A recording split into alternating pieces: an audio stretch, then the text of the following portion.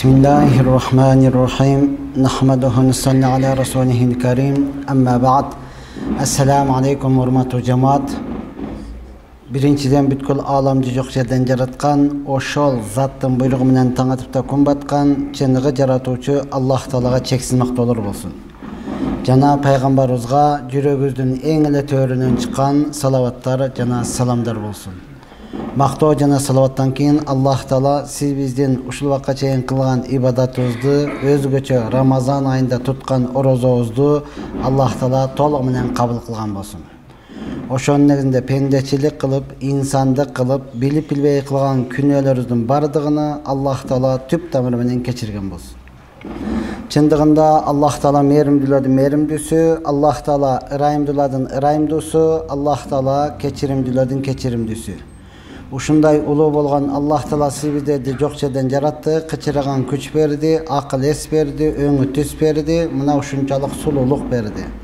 Жана өзүнө жакындатыш үчүн, таква болушубуз үчүн Аллах Таала Рамазан айында орозо кармошту бардыгыбызга өкүм берди. Эми урматтууган, өлбөгөн жан өрүк жейт демекчи, өлбөгөн жан Рамазан айындагы көрдүк. Мана келатат дедик эле, уже Рамазан айы кайрадан чыгып баратат, эсептелүү гана күндөр калды. Ооба, эң акыргысы итку минан ниран, дозоктон азат боло турган күндөр калды. Эми урматтууган, мына ошол акырларында бардыгыбыз билген бул Рамазан айы ыйык ай, Куран түшкөн ай. Куран бул айдын бардыгында түшкөн эмес, балким бир кадырлуу кечесинде түшкөн. Аны бардыгыбыз билебиз. Ал туурасында Аллах Таала Куран-ы Каримде не деген? Инна анзалнаху фи лайлатил кадр. Биз Куранды кадыр кечесинде түшүрдүк. Кадыр деген сөз биздин элибизде дагы, ата журтубузда дагы сөзүбүздө бар урматтууган. Атак даңктуу, кадыр барктуу. Урматтуу, сыйлуу, кадырлуу. Мен курсагыма ыйлабаймын, кадырыма ыйлаймын деп ар дайым сөз баккан аталарыбыз бул кадыр туурасында сүйлөп келген. Ошондуктан бул кадыр түн, кадырлуу Куран түшкөн, кадырлуу үммөткө түшкөн күн бул кадыр түн урматтууган. Биздин, сиздердин дагы кадырыңыз Аллахтын алдында ушунчалык бийик. Кадырлуусуз, сыйлуусуз, урматтуусуз. Куран албетте айтпасак дагы Аллахтын сөзү кадырлуу. Эми ушул бир кадырлуу түнү гана түшүп жатат урматтууган. Ошону Аллах Таала Куран-ы Каримде Куран өзү кадырлуу, кадырлуу күнү түшүп атат, кадырлуу үммөткө түшүп атат. Ошондон инна анзалнаху фи лайлатил кадр.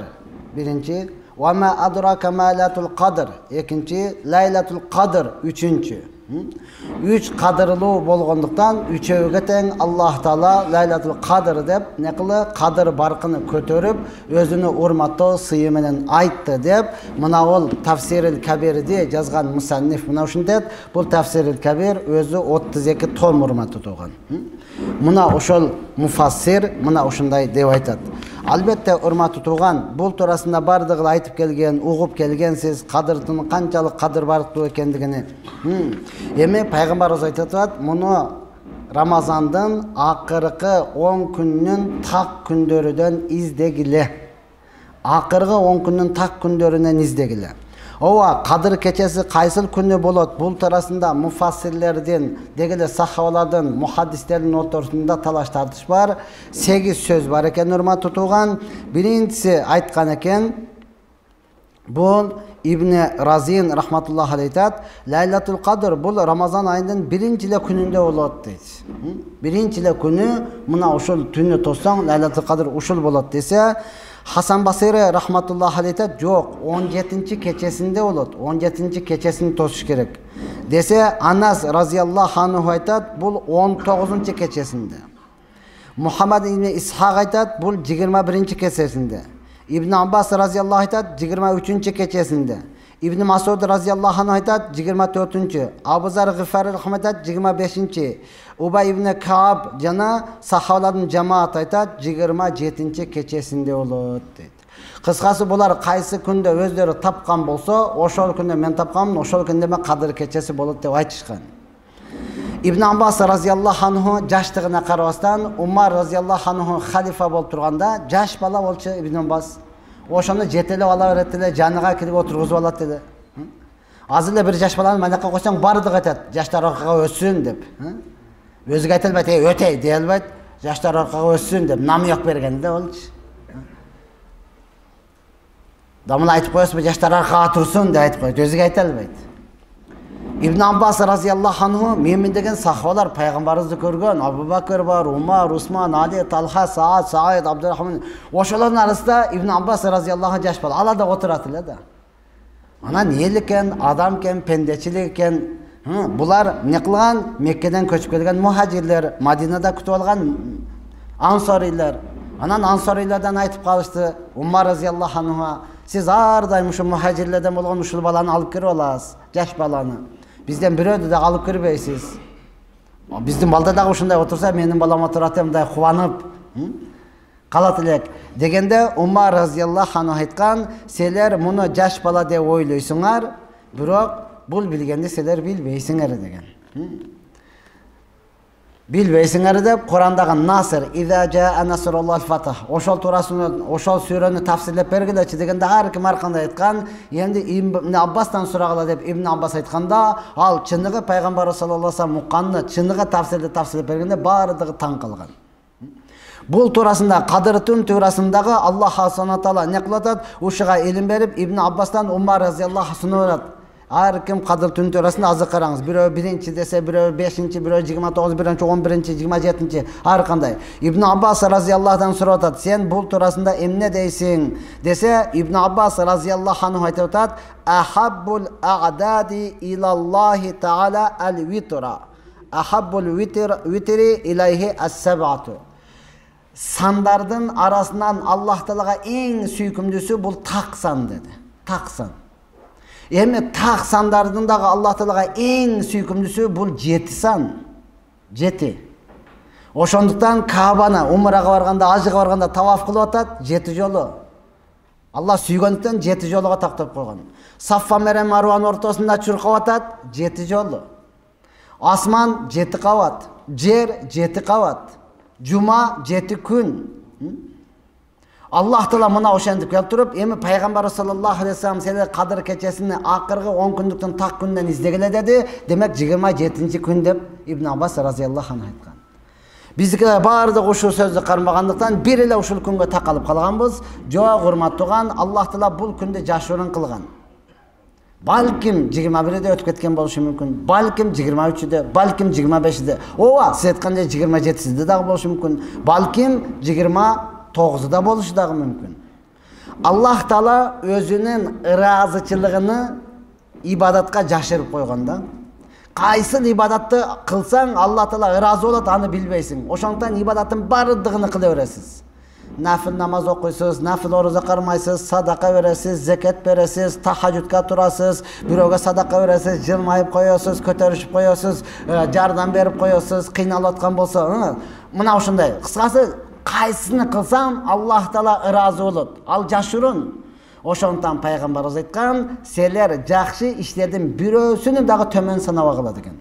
Балким жолдун ортосуна ташты алып койсоңуз, Аллах ошондон ыраазы болуп сизди бейишке киргизем деди. Балким сиз айткандай эле 30 күн ороза кармасаңыз, анан ыраазы болду. Бардыгыбыз билебиз.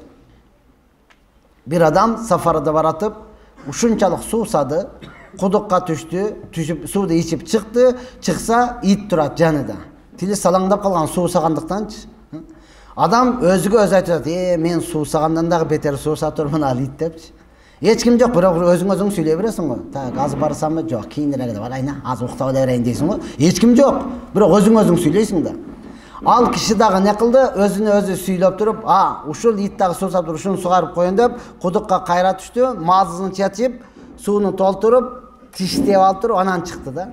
Чыгып ошол итти сугарып койду эле, Аллах Таала ушундан ыраазы болуп туруп, бардык күнөөсүн кечирип салды. Эми пайгамбар саллаллаху алейхи вассалам бир аялды айтып атат, мышыкты камап койду. Жем дагы берген жок, же бошотуп дагы койгон жок. Камап коюп, ушу карап отуруп өлтүрдү да. Allah ошондон наразы болду, ал да зокко түштү. Аллахтын ыраазычылыгы дагы, наразычы дагы жашырынган. Эмнеге манал ишти кылсаң гана Алла наразы болот деп койсо, ошону кылбайтан калган күнөөнүн бардыгын кылып жүрө берет да. Манал ибадатты гана кылсаң Алла ыраазы болот десе, ушуну гана кылат, калган ибадаттын бирин дагы кылбайт да. Ошон үчүн Аллах Таала сыр кылып жашырып койгон. Эми урматтуу тууган, ошондой эле үчүн 3 жолу Лайлатул Кадр деп айтылгандыгы, Лайлатул Кадр деген сөз 9 тамгадан турат. 9 жерде 3-үн 27, ошонтан 27синен издегиле деп айтылган. Ошондой болсо дагы биз не кылабыз? Бардыгына тургузуп, издөөнүн аракетин кылабыз. Анткени Аллах Таала өзү айтат: "Ва ма адрака ма Лайлатул Кадр". Лайлатул Кадрды саңа чечмелеп, сайма дереп, ар бирини ийне жүүгө чейин айтып бербесе, сен каяктан билет элең? Каяктан билет элең сен? Шамдан кийин башталабы же куптан кийин башталабы? Сурай бересиң да. Саат 3-тө туруп койсом болобу? Бакында окуп эле уктабасам эмне болот дей бересиң да сенчи. Кадырга жетпейсиң, билбейсиң деп ошонтан Аллах Таала өзү айтып атат: "Лайлатул Кадри хайрун мин альфи шахр". Бул Лайлатул Кадр 1000 ай ибадат кылгандан жакшыраак. Ошол 1000 айдын ичинде Кадыр кечеси болбогон 1000 ай да. Кадыр кечеси болбогон 1000 айдан жакшыраак.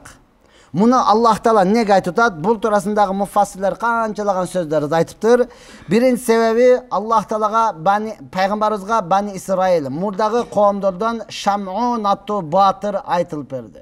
Ушундай баатыр болгон, колуна төөнүн эки жагын кармаган, ошонун бирөөсүн Аллах Таала даяр тамак берет, аны жет, тиштеринен суу чыгат, ошон жет, ошон менен чабышып, түндөбөстөн, күндөбөстөн 1000 ай Аллахын жолунда ибадат кылыптыр да. Бул пайгамбарыбызга айтылганда, пайгамбарыбыз айтты дагы, караңчы үммөтү болгон, үммөткө болгон күйүүсү ушунчалык. 1000 ай ибадат кылган болсо, кыяматта мунунга келген пайгамбар ушуну менен сыймыктанса, менин үммөтүм болсо анча жашабайт өзүчө, ибадат кылыш оякта турсун, жашоого жетпейт. Мен кантип эмне менен сыймыктанам, кандай болот экен дегенде, Аллах Таала ушул сүрөнү түшүрдү. Ушул сүрөнү түшүргөн урматтуу туган, 1000 ай ибадат кылгандан жакшыраак болгондо дагы мына ушул Кадыр түнү жок айлардан. Эми Аллах хасонтала бул жерде айтканда не дейт? Танаzzalul malaikatu var ruhu fiha bi izni rabbihim min kulli amr. Bul күнү периштелер, малаика, жалпы периштелер. Var ruh кала берсе Жабраил периште дагы түшөт. Bi izni rabbihim, албетте Аллахнын уруксаты менен, өзү менен мен барып келейин деп келе бербейт. Аллахнын уруксаты менен. Min kulli amr бардык иштер боюнча түшөт, түшкөндө дагы. Бирөөнүн сежде кылып атканыга, бирөө дайына, бирөөнүн үрүккү кылып атканыга, бирөөнүн тасбих тартып атканыга, бирөөнүн баян кылып аткан, бирөө дуа кылып атканыга, бирөө кыямда турган, бирөө Куран окуп аткан, ибадаттын түрү көп го. Мына ошонун бардыгы үчүн периштелердин бардыгы түшөт, урматтуу туган. Булар неге түшөт? Билет кандай десе, жок, ал күнү акыр кыяматка чейин асманда болбой турган ибадат болот.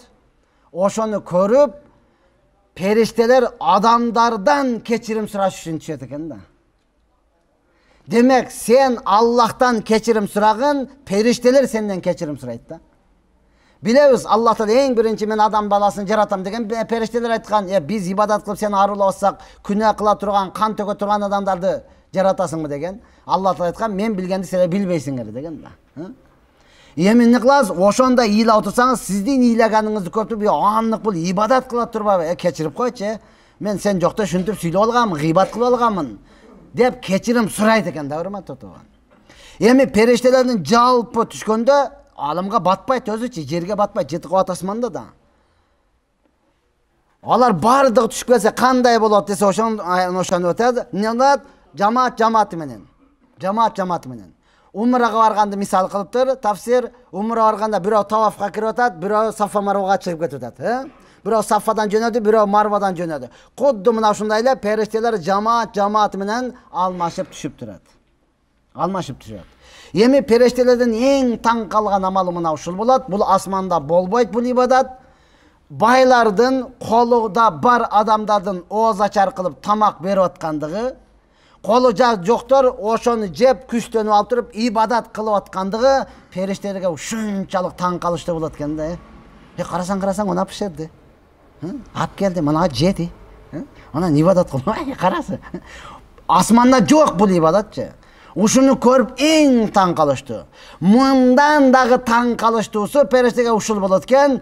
Жумабек дагы эмес бул, Айтбек дагы эмес. Намаз окубайт 5 мал намазчы. Бирок кадыр түнү каяктан пайда болуп калды, мачта пайда болуп калды да булчу. Ва ким алып келди белгисиз да. Келди да короче бүгүн кадыр түнген деп алыпчы. Ва кими деле таарымда турат да мындай подозрительный ар кимди карап коюпчу. Эми ошол адамдын "Я Алла, мен күнөө кылдым, кечирип кой" деп аткандыгы периштелерге ушунчалык таң калыштуу болот экен да. Аллага ушунчалык сүйкүмдүү, периштелерге өтө таң калыштуу, адам баласына ушунчалык жагымдуу болот экен да. Элесе сени өлү урган адам монетте ыйлап атса, ох, мына ошо оңолуп тур. Ушул оңосо болду. Ошону ыйлаганды көрүп эле ыйладым дейт адамдар. Ана ушундай болот экен да. Мына ушуну көрүш үчүн жалпы периштелер түшөт дейт. Ошондон Аллах Таала хадиси кудусиде айткан экен. Периштелердин таспih айтып, мага жылмайып караганда күнөөкөрлөрдүн ыйлап дуа кылганы жакшыраак деген экен да. Ыйлап дуа кылганыңыз урматтуу туган. Мына ушул күндү Аллах Таала дагы, периштелер дагы көргүсү келет урматтуу туган. Мына ушундай күн алдыбызда турат. Балким өтүп кетти, эми үмүт кылабыз, алдыбызда турат деп урматтуу туган. Ушуларды текке кетирбестен. Албетте эң негизгиси кадыр түндө үйдө тоскон жакшыраак. Бизде неге мечиттерде болуп калды? Акыбалыбыз белгилүү эле да. Үйдө тоссоң катың менен урушуп кетесиң кадыр түнгөн. Тепкилешип кетесиң. Уктап каласың, сразу бири-бириңе өчөшүп атып эле. Телефон чукулап отуруп эле таң аткан билбей каласың. Ошон үчүн да, эгер ибадат кылган, чындап эле машалла Куран окуп үй бүлөсү менен тоса турган болсо, мындан бактылуулук, мындан өткөн жакшы үй бүлө жок да. Үй бүлөдө урматтуу туган. Бул күнү ким зикир тартат, намаз окуйт, дуа кылат, Куран окуйт, кечирим сурайт, кыскасы ар ким ар кандай ибадат кылыш керек да. Бирок бизде баардыгы топтолуп келет, имам мына ушул эле сөздү айтат, бодон деп коюлуп отура берет, дуа кылбайт, о түнү кантип өтүп кеткен дагы билинбейт. Ооба, урматтуу туган, ошол үйүңдө уктап калышлык коркунучу болсо, уктабасаң дагы катының менен урушуп кетиши королтуп болсо, анда мечитке келе бер, уруксат да. Анда мечитте тососуң. Баары мечитте тососуң, урматтуу туган. Калган күндөрүн бардыгын текке кетирбестен тосуунун аракетин кылайлы. Я Рабби, саламун хия хатта матлa'al фажир, бул күнү таң атканга чейин не болот? Тынчтыкта болот. Тынчтыкта болот. Периштелер мына ошол күн чыгып баратканда эң биринчи Жабраил периште чыгып жөнөткөн урматтуу туган. Андан алдыңыраак бардык периштелер түшөт.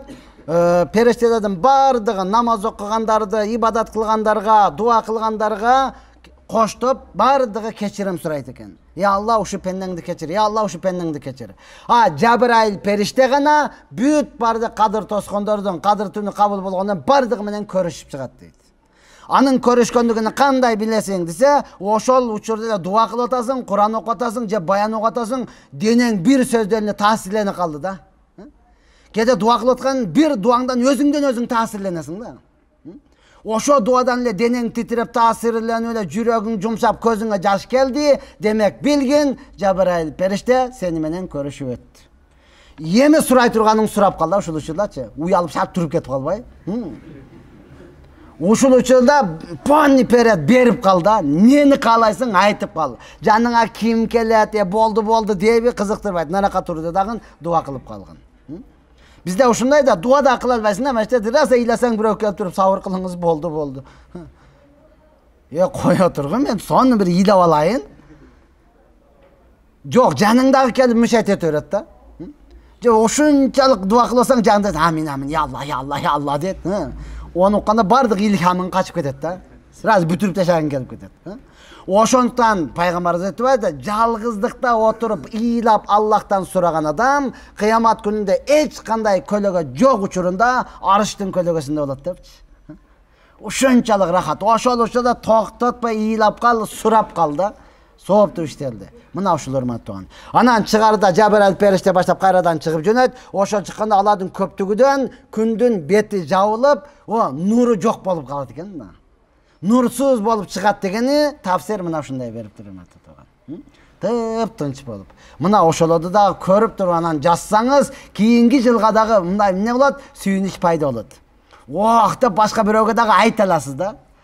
Биздики ептеп багымдаттын убакыты болуш керек. Оозду жаап туруп, иманды карайсың, азанчыны карайсың, ишара бересиң, айта бербейсиңби дейсиң, саатты көрсөтөсүң. Неге барып туруп сразу тике көтөрүп жатыш керек өзү да. Күндүн чыкканга чейин дагы кичине окуп туруп кой, кичине бир аз чыдап койгун, 40-ына чыдап, бирөөсүнө чыдабайсыңбы дейт го. Чыдап кой, көрсөң, кийинкиге дагы сүйүнүч пайда болот турат. Ооба, эми бул ибадатыбыздан дагы сырткары пайгамбарыбыздын өзгөчө калып бара жаткан сүннөт амалы, сүннөтү муаккада этикаф амалы бар. Этикаф туурасында чынында эле устаздарыбызда дагы иманда биз деле сүйлөбөйт экенбиз, калгандары сурабайт экенбиз да. Уккан менен кылбайт экенбиз да. Пайгамбарыбыз айтат, ким менин калып бараткан амалымды тирилткен болсо, сүннөт амалымды 100 шахидтин соогун алат дейт да. Мен bir жыл Жаллатка баягы Абдулазиз Карынын мечитине барганда, ошондо көрүп ушунчалык таң калдым да, ошонун мечитинде 200 адам этикафка отурат экен. 200 адам этикафка отурат, элестетиң. Бизде 2 адамды кое албайсың да манетте. Ептеп анан яшыкты урдап кетпесин деп отуруп, бир экөөгө таргып берип, кароолчу кылып жатып, этикафка отургузбасаң, башка эч кимибиз отурбайбыз да. Сүннөтү муаккада бекемделген сүннөт. Пайгамбарыбыз саллаллаху алейхи өмүрүнүн акырына чейин Рамазандын 10 күндө толук отурган. Эркектер мечитте, болбосо намазканада, аялдар үйүндөгү намазканада. Үйүндөгү намазканасы бардыгыбыз таң калабыз да, себеби биздин үйдө бир дагы намазкана жок да. Бардыгыбыз үй салганда план кылабыз. Мына ал коноккана, мына ал балдарга, мына ал кухня, мына ал жата турган жер, бардыгын билебиз дагы, бирок мына намазкана дебейбиз да бизчи. Ошон үчүн үйдөгү намазкана десе бардыгы тик карайт. Бири-бирин карап, каяктагын айтып атат, көчөңөрдө барбы дегенсип. Жок, урматтуу, үйүңдө болуш керек намазкана. Болбосо бир бурчуну таттаган ушул жагы намазкана деп туруп, ошол жагына аял киши олтуруш керек. Ооба, аялдын эми укугу чектелип болгондон күйөөсүнөн уруксат сураш керек да, мен этикафка отуруп берейинби депчи. Этикафтын эң көбү 10 күн. Эң азы 1 сутка, 1 күн, 24 саат. Аялдын уруксат сурайм дегени бул эркек да любой учурда каалап калышы мүмкүн. Этикафка кирген учурда не кылбайт, кучакташпайт, шарият ишиге барбайт. Этикафка киргенде телефон чукуп, YouTube'дун ичиге кирип отурбайт. Күзгүнү көрөп, кашаны бояп нема кылбайт, ибадат кылат, тасбih тартат, дуа кылат урматтуу тууган. Ошондон сиз эркексиз, Алла сизге көбүрөөк мүмкүнчүлүк берип атат. Этикафка отуруп калайлы. Эми урматтуу тууган, ооба, баарыбыз айтып атабыз, күндөр тез өтүп атат, күндөр тез өтөт, туята тездөө жума болуп калат. Алхамдулилла, дени башыбыз таза экен. Ошон үчүн үстүбүз бүтүн, курсагыбыз ток экен. Ошон үчүн күндөр кандай өтүп атканын билбей атабыз да. Ооруп жаткан адамдарды зыярат кылың. Больницага барасызбы, үйгө барасызбы, бараң. Таң атса, кеч кирбейт да байкушкачы. Кеч кирсе таң атпайт да, саатты кайра карайт, мына токтоп калганбы, же иштебей калган, наргысын караса деле ушундай, мунусун карайт, таң атпайт. Таң атса кайра кеч кирбейт урматтуу тууган. Мынандай коомдун арасында барбыз. Жашап атабыз. Канчалаган эртең мененкиге тапса, кечкиге таппаган, кечкиге таппаса, эртең менен таппаган адамдар дагы бар. Бардыгыбыз эле ак төөнүн курсагы жарылып, бардыгыбыз жыргап калып аткан жерибиз жок. Ошондуктан, урматтуу менин мусулман бир туугандарым, бардыгыбыз не кылайлы? Ошол Рамазан айында кыйналып аткан, ооруп аткандарды карайлы дагы, акыркы күндөр калды, орозо фитирлерибизди дагы берип калайлы. Орозо фитирибиз айыт намаз окулганга чейин, акыркы убакытысы. Айыт намаз окулду, болду урматтуу тууган, кечиктиңиз, бирок ошондо дагы мойнуңуздан сакыт болбойт, баары бир бересиз, соо жок болуп калат. Пайгамбарыбыз хадис айтат, туткан оролорубуз эмне кылат? Асманда асылып турат, каран фитирини бергенден кийин гана көтөрүлөт. Ооба, дагы айтам, кимдин кайсына күчү жете турган болсо, будай, арпа, ун, мейиз, курма. Кайсына күчүңүз жетет, ошонон бересиз. Күчүңүз жетпейт, өзүңүз карызсыз, ооруп атасыз, карызга батып калгансыз, сизге милдет эмес беришлик. Сиз алың, ачык эле айта бериң. Кошуналар, орозо фитиңерди мага берсеңер жакшы болот. Досторуңар мага бергиле. Тең туштар, жоролор, кудагыйлар, кудалар мага бергиле деп эле айта бериң. Намыстанбаң, урматтуу. Бул сиздин акыңыз. Сиздин акыңыз. Я Рабби, бергенге күчүңүз жетпейби? Анда сөзсүз алышыңыз керек. Ошондуктан дагын айтам, урматтуу тууган, сиз орозо фитирди мечитке алып келип бергенге милдеттүү эмессиз. Орозо фитир мечитке берилбейт. Муну укса жаман көргөндөр бар, жөн дегендер бар, урматтууган. Мен айтпасам баары айтыш керек. Бул кедейдин акысы. Муну менен мечиттин бүтпөй калган жерлери бүтүрүлбөйт. Идеш аяк алып келинбейт, жылууланбайт, төшөк салынбайт, килемдер жаңы болбойт. Бул кедейдин акысы, урматтуу тууган. Аны сиз өзүңүз колуңуз менен кедейге берсеңиз өтө жакшы. Эми таппасаңыз, бардыгы намыстуу боло турган болсо, анан не кыласыз? Анан мага жүктөйсүз, анан алып келип яшыкка саласыз. Анан биз аны таркатабыз.